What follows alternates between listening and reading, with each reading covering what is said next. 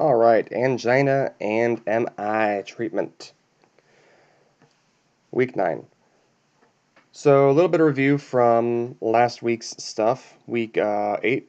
So acute coronary syndrome is an umbrella term for several things. We have unstable angina and two forms of myocardial infarction, NSTEMI and STEMI, which stand for ST elevated MI, myocardial infarction, or non-ST elevated myocardial infarction.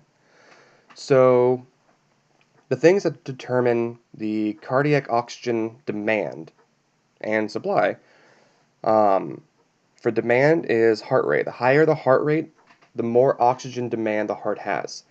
The stronger the contractility of the heart, the more we have a demand for oxygen. And then any form of intramyocardial or arterial wall tension, the more we have of that, the greater the oxygen demand. So, for example, greater systemic vascular resistance leading to increased afterload will increase oxygen demand because the heart's having to work harder. Or perhaps there's an obstruction in the heart itself, then that could also lead to an increase in oxygen demand because the heart's having to work harder to overcome that obstruction. We can also have an increase in preload, leading to a greater sense or a greater need for oxygen. And then oxygen supply comes from myocardial blood flow and perfusion. How well does that work? Do we have all of our coronary vessels open and flexible and ready to accommodate as much blood flow as we need?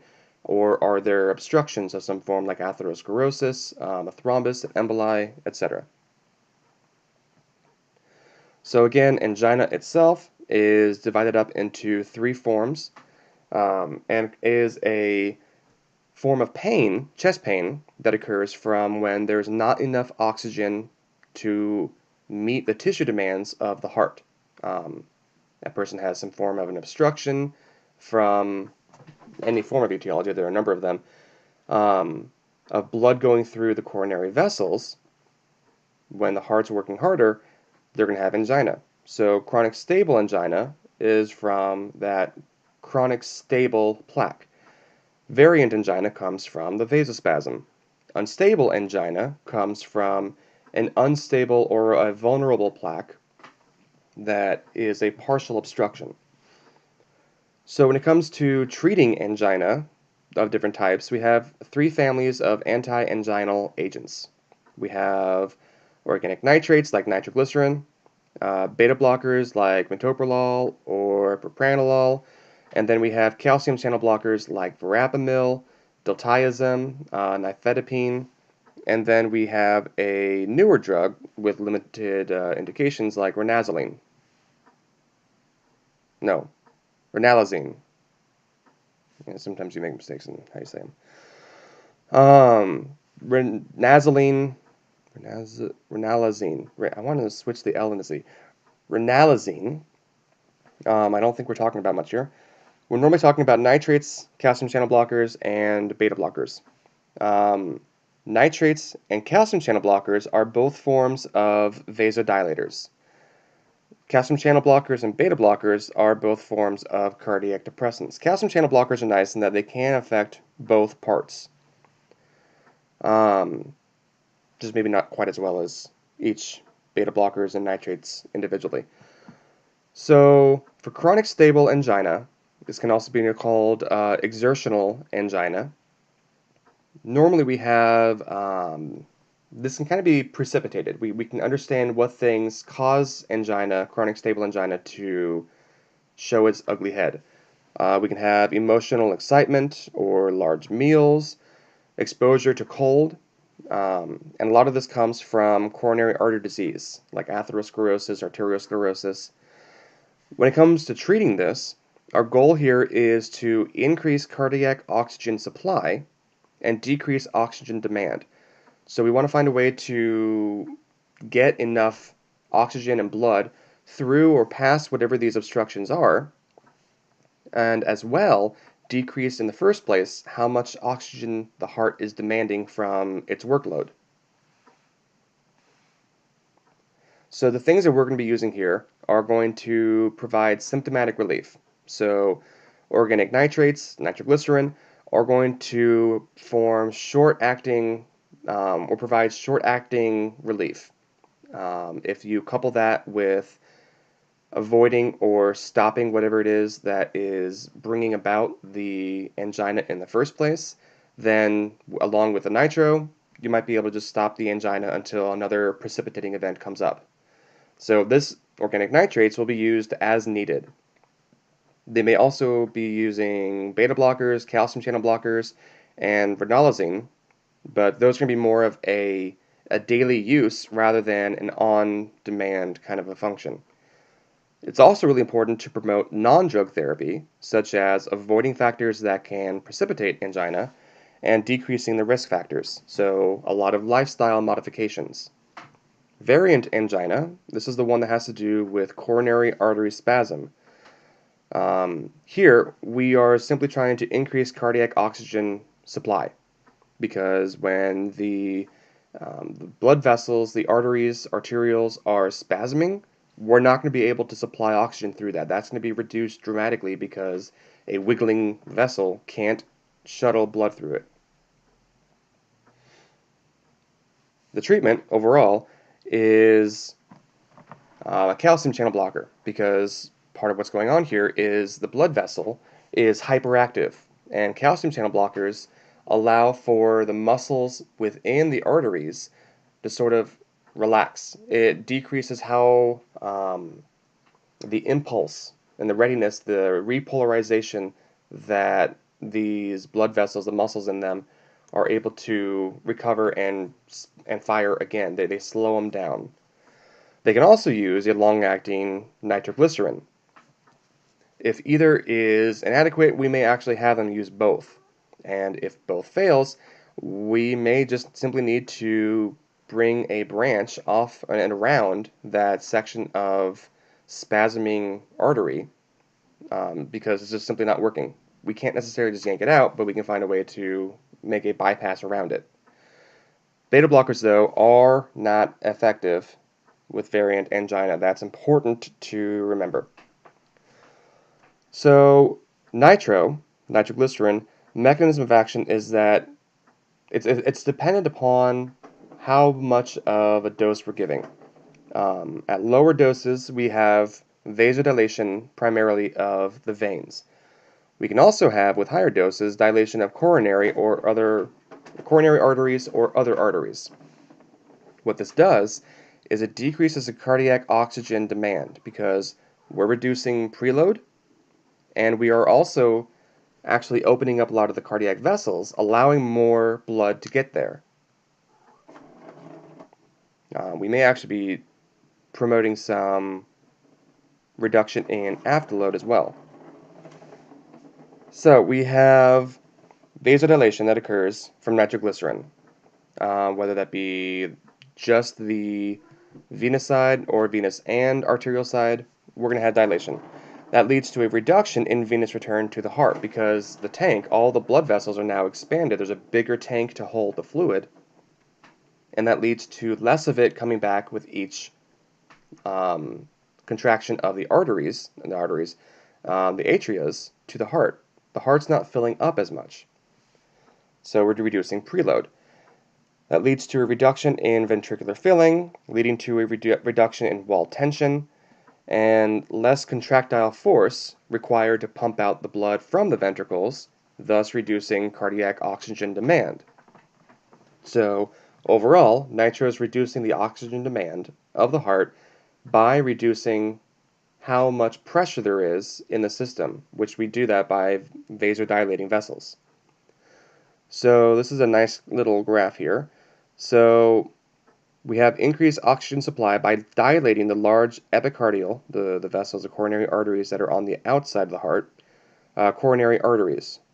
So at low doses, and this is the major anti-ischemic mechanism here, we affect the capacitance vessels. Capacitance vessels meaning the vessels that have the capacity to hold a lot of volume.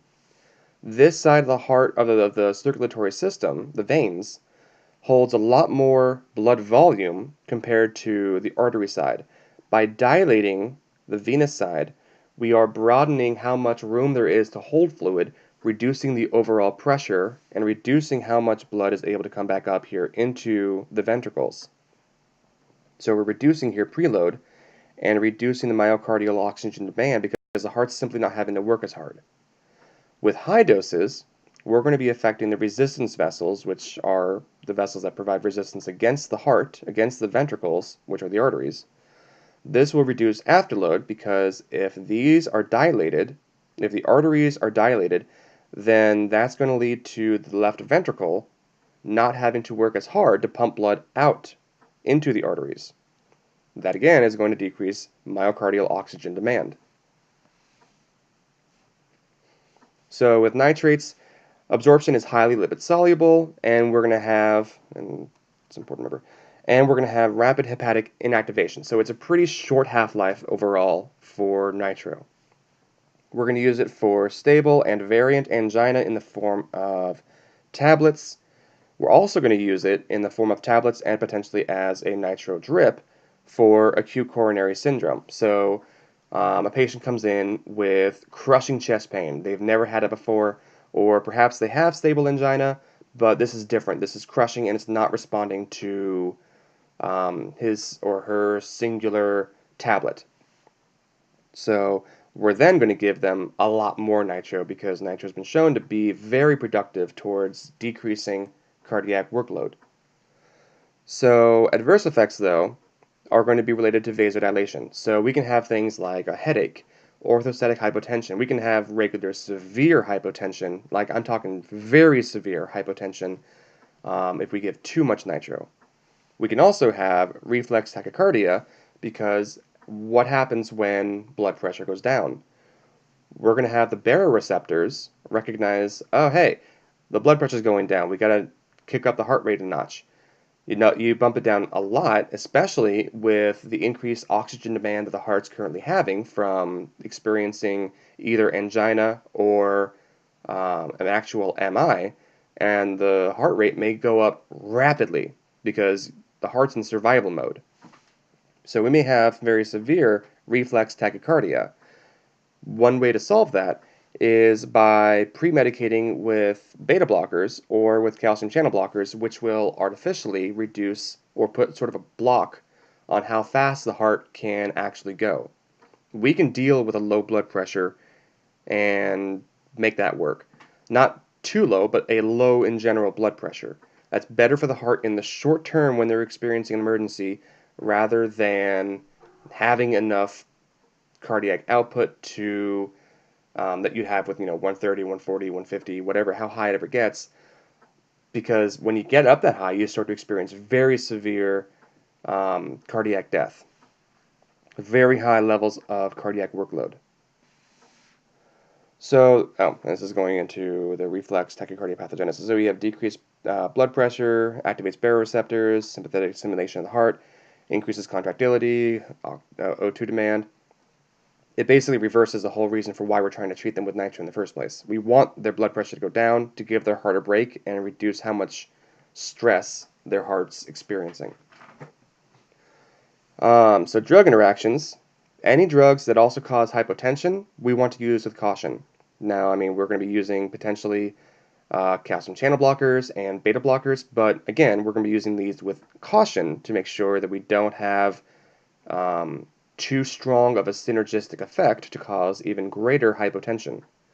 And nitro is contraindicated with other forms of vasodilators. Kind of a fun fact, nitro was originally discovered, or I'm sorry, not nitro, but Viagra was originally discovered when people who were taking vasodilators for their heart noticed this kind of interesting side effect that people then recognized they could profit off of.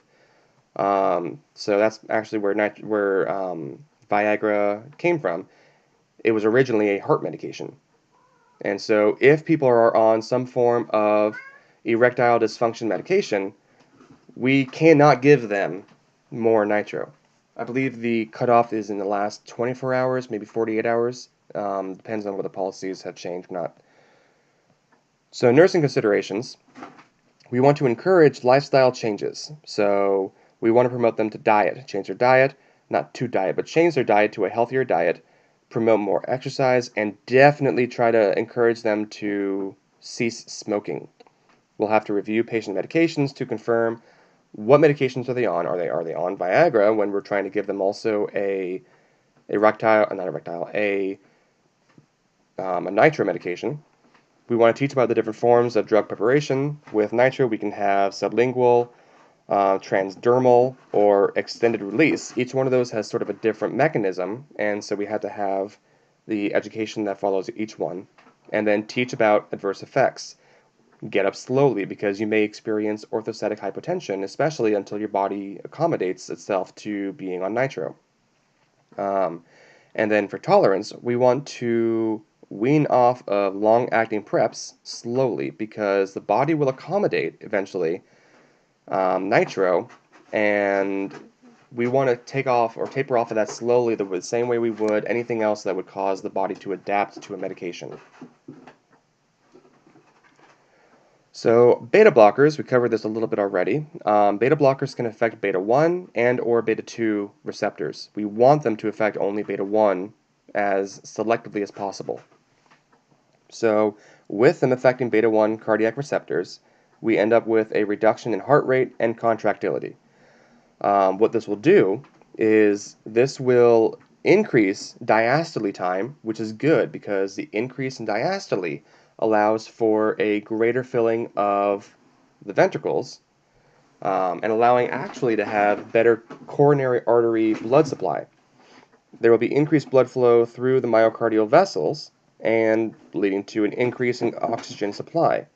Doing this also will reduce cardiac oxygen demand in the first place. So we're producing more oxygen supply and reducing excessive oxygen demand. So at the level of the SA node, beta blockers are going to block sympathetic activation of the SA node, leading to a reduction in heart rate, which would then result in a reduction in oxygen demand. At the level of the ventricular myocardium, we're reducing contractility. With less contractility, we have less oxygen demand. At the level of the arterioles, we're going to have a decrease in blood pressure, which will lead to a decrease in myocardial oxygen demand because the left ventricle won't have as much pressure to push out against with the afterload being lower. So we're going to further the myocardial oxygen demand being lower. So we're going to use it as a first-line therapy for chronic stable angina.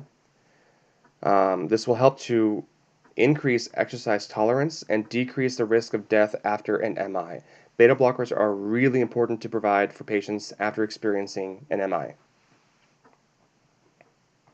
Unfortunately, beta blockers can also have too good of an effect. So we can experience things like bradycardia or decreased AV conduction, decreased conduction through the AV from the SA node, leading to AV heart blocks, slow rhythms, and we can have too low of a contractility.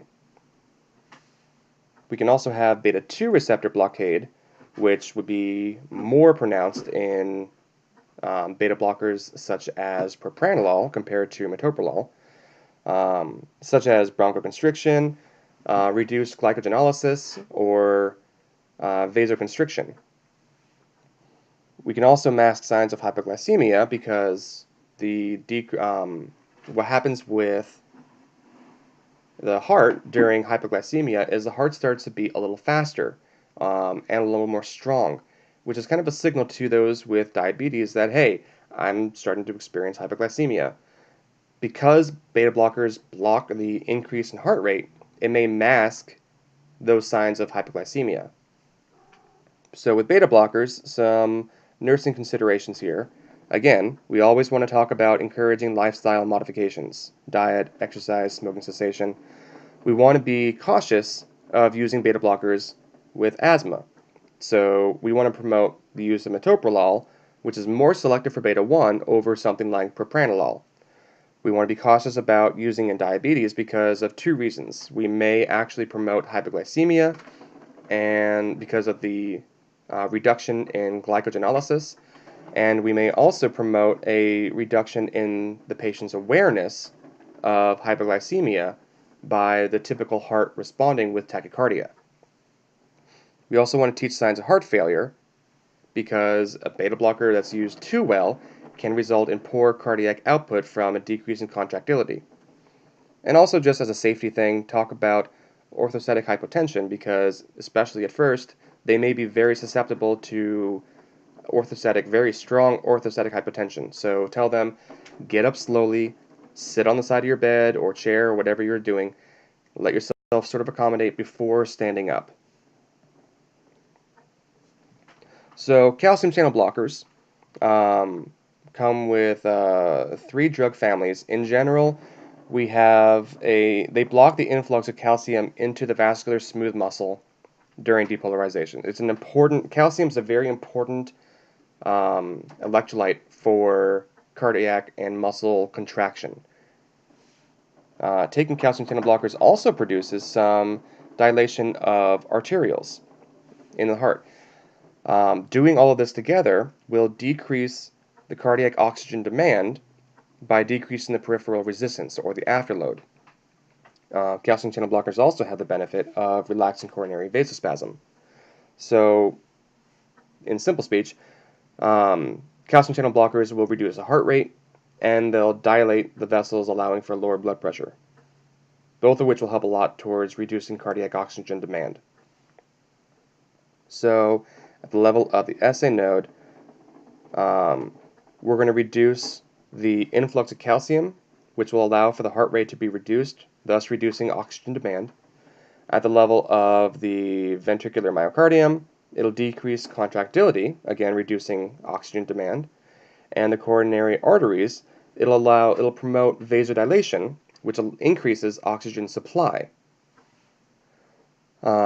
We're going to also have a decrease in blood pressure, or afterload, which reduces how much pressure or force the left ventricle has to exert to overcome the pressure in the arteries, thus reducing the myocardial oxygen demand. So calcium channel blockers come in a few flavors. We have verapamil, nifedipine, and diltiazem. Those are 3 common ones that we may see. So I think verapamil is our prototype here. The therapeutic uses are going to be stable and especially variant angina because calcium channel blockers do great against vasospasm. It's also going to be a second-line medication for hypertension. And then for dysrhythmias, in the emergency setting, we may use an IV form of verapamil, such as for atrial flutter, atrial fibrillation, or paroxysmal, paroxysmal supraventricular tachycardia, which really is just a fancy way of saying tachycardia, very fast tachycardia that kind of comes and goes and originates within the atria as opposed to originating within the ventricles. We have a potential adverse effect of reflex tachycardia, but that's mostly, or that has the greatest concern with nifedipine. You want to make sure you remember that. We also can suppress heart rate and contractility too much. So we get to the point where we become potentially hypotensive. We can also experience peripheral edema and constipation. I don't remember why constipation, but that's okay. And we want to be very cautious about using verapamil and diltiazem anytime we have bradycardia, heart failure, or AV block. In fact, I think most of the time those are contraindications for most protocols in using verapamil or any calcium channel blocker for anything where the hearts are already slow, or we already have very poor output, or we have already some form of a conduction issue that might be made even worse by blocking the ability of transferring signals down through the electrical system. So for nursing considerations for calcium channel blockers, we want, again, to encourage lifestyle modification changes, or lifestyle modifications. We also want to review patient medications. So we want to be on the lookout for any medications that can promote even greater reduction in heart rate or blood pressure, such as beta blockers. And then digoxin, I'm not quite sure why, I don't remember why digoxin was a potential. I'm not sure if it was an issue or a benefit. I'll have to look that up at some point. I'll try to get back to you all about that. We want to encourage, or we want to educate them on side effects, and then make sure that they're aware that grapefruit juice can actually raise levels of calcium channel blockers in the blood, leading to more pronounced effects.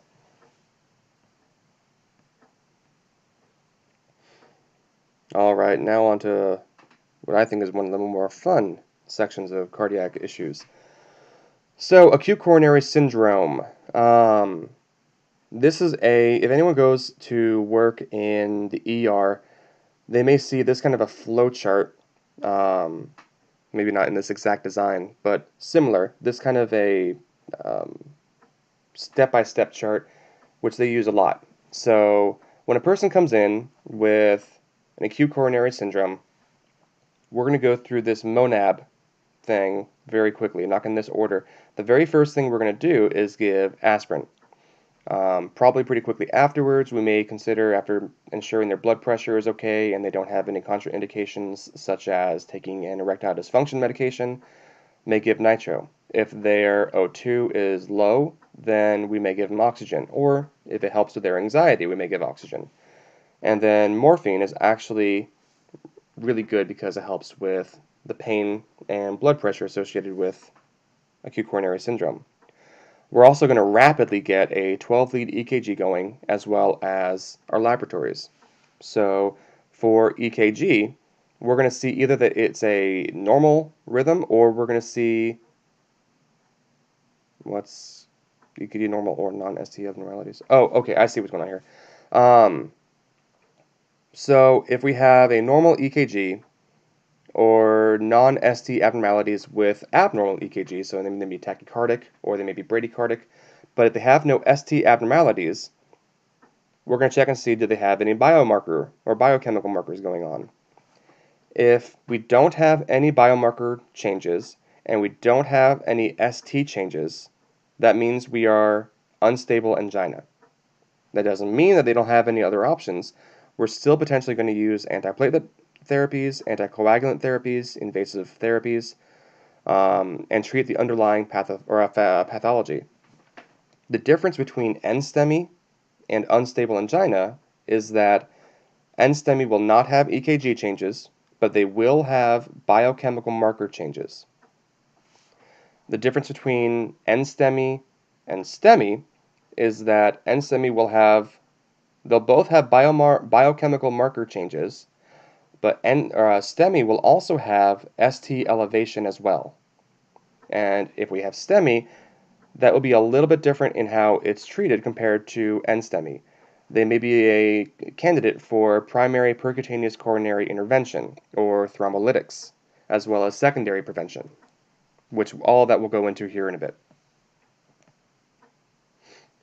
So unstable angina is absolutely a medical emergency. This would be anytime that a person has new chest pain, if they've never been diagnosed with chronic stable angina and they experience it, it's unstable angina until proven otherwise. Let's see here. So, and then unstable angina can be made more complicated by vasospasm, platelet aggregation, or thrombus formation. All of those things can make unstable angina worse. So we may have unpredictable angina symptoms for a patient who already has chronic stable angina. It may be chest pain that comes up that is unfamiliar to them, or came up that is more intense than normal, or doesn't respond well to their nitro the way that it normally does. When we come in with unstable angina, the treatment goals here are to maintain oxygenation. They may already have 95 to 100% oxygenation, in which case we just simply want to maintain that. We want to decrease oxygen demand decrease pain because pain is associated with anxiety, which is associated with an increase in sympathetic nervous system activation. And then we want to really make sure we prevent the progression of unstable angina to the level of an MI. So for unstable angina, we're going to use things like anti-ischemic therapy, antiplatelet therapy, and anticoagulant therapy. So anti-ischemic therapy is going to be therapy that's used to try to prevent tissues from being starved of oxygen and blood. So we may give nitro. Well, we're going to give nitro, unless they have low blood pressure or have taken an ED medication. So we can give 3 doses of sublingual spread out over every 5 minutes. That may be in the way of a tablet or a spray. And if that doesn't respond well, if they still have ischemia or hypertension, then we'll switch to a nitro drip. And I don't know about the hospital setting, but in the pre-hospital setting, they actually have glass bottles. I think it's the only medication that I've seen that has a glass bottle that's pre-mixed, as opposed to like a saline bag that has the diluted nitro in it. It's kind of cool looking, actually. And then we may also do IV beta blockers or IV calcium channel blockers.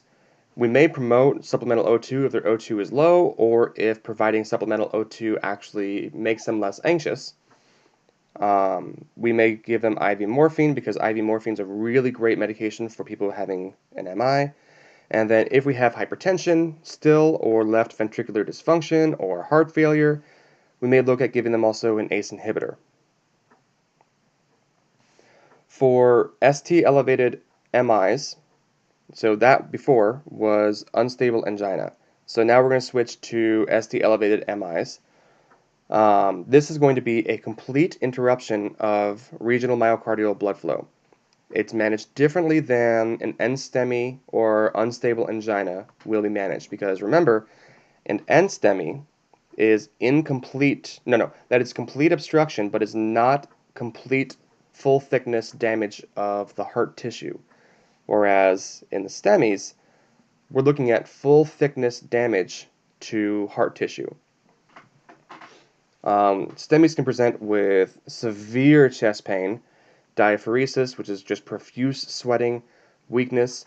What's interesting is they can also have this sense of doom, a fear of death, basically, like, oh my gosh, I'm going to die. Severe substernal chest pain that is crushing or radiates down the arm or up to the jaw. And what's going on is we are having necrosis of the myocardium that leads to a presentation of elevated ST segments.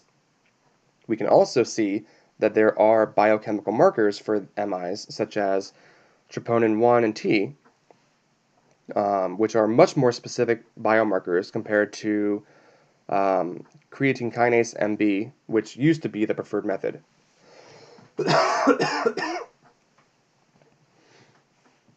So with STEMI, we can have several complications. When we have death of tissue, like we can see here, this can promote the potential for ventricular dysrhythmias. A lot of patients can kind of switch over into ventricular fibrillation or ventricular tachycardia. They can go into cardiogenic shock from an inability to produce enough cardiac output, which is kind of hard because we have this balance between... Actually, hang on. I think a lot of these are not immediate. Immediately, we have an issue of having them go into cardiogenic shock because we're not producing enough cardiac output. But then that's kind of a balance between making sure we have enough cardiac output, but not so much that it overworks the heart and makes the MI that much more dangerous. Long term, a STEMI also has the potential of sending a person into ventricular dysrhythmias, leading eventually maybe also to cardiogenic shock. They can develop heart failure because, again, the number one reason for developing systolic dysfunction or heart failure with reduced ejection fraction was an MI. And then this weakened section of the heart, this is not just weakened from the ability to contract, it's weakened also because the tissue itself becomes fragile. And so we have the potential of experiencing cardiac rupture. So management of STEMI is going to result in MONAB. Again, we would prioritize aspirin, potentially nitro, morphine, and then beta blockers if they're not contraindicated. But aspirin is going to be basically something we give virtually everyone. Reperfusion therapy is an advanced technique we use for actual resolution of the MI. So we have several options. We have primary percutaneous coronary intervention, or PCI.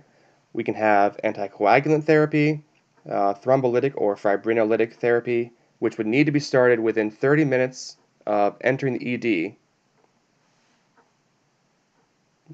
Yeah, it's a little confusing. We would want to start fibrinolysis within 30 minutes of entering the ED. So over here, thrombolysis. Lysis is destruction, thrombo being thrombus. So this is literally the destruction of a thrombus using things like alteplase or TPA, which is, what did TPA stand for? It's the same thing that we would use for strokes as well. Not hemorrhagic, the ischemic strokes, which I think you guys learn about next term. They are clot busters. They destroy the clot because they destroy the fibrin. We can also use percutaneous coronary intervention, such as percutaneous transluminal coronary angioplasty. So what we have here is we will actually send in a balloon. Would you please show up? There we go. I don't like having that dot there. Go. We would send in a balloon into the artery that had the obstruction. We would then fill that balloon up, because the balloon beforehand would be as thick, probably, as that tube is, expand it to kind of crush that clot, and then we would use a stent to stabilize the clot that was just opened up. For people who have really severe clots and we can't use PTCA or PCI, we may have to switch then to a coronary artery bypass grafting, where we take a section of artery from somewhere else and create a bypass to go around this clot. So for primary percutaneous intervention, the goal here is to have it initiated within 90 minutes of patient contact. The thrombolytic therapy we want to have started within 30 minutes of entering the ED.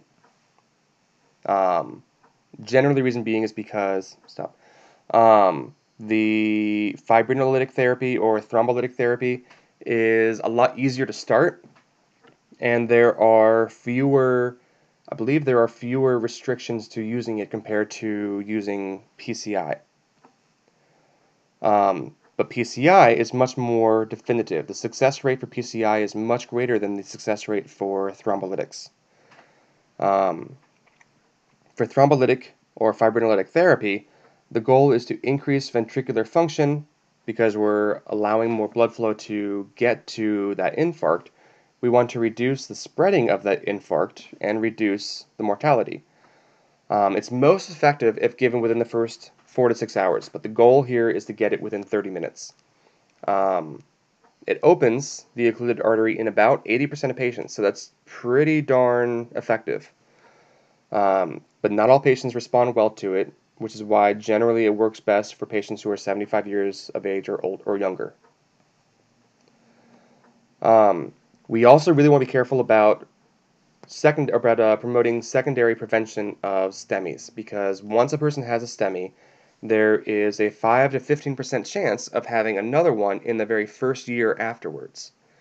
We can try to improve the outcome by controlling cholesterol, promoting smoking cessation, promoting exercise, decreasing hypertension down to really good levels, and promoting diabetes control, because diabetes promotes inflammation, which promotes a whole host of other things that are bad for the heart.